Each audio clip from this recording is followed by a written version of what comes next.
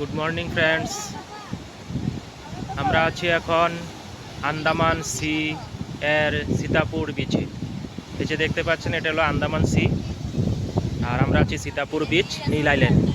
নীল আইল্যান্ডে দেখার মতো আকর্ষণীয় বিচ হলো ভরতপুর বিচ, লক্ষ্মণপুর বিচ, এবং লক্ষ্মণপুর বিচে দুইটা ন্যাচারাল ব্রিজ আছে, সেই ন্যাচারাল ব্রিজ। আর হলো সীতাপুর বিচ।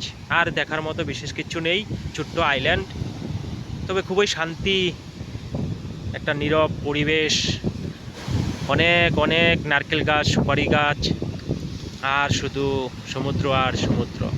ছোট্ট আইল্যান্ডে লোক সংখ্যাও কম, কিন্তু অনেক রিসোর্ট হোটেল রয়েছে, মানুষজন খুব হেল্পফুল।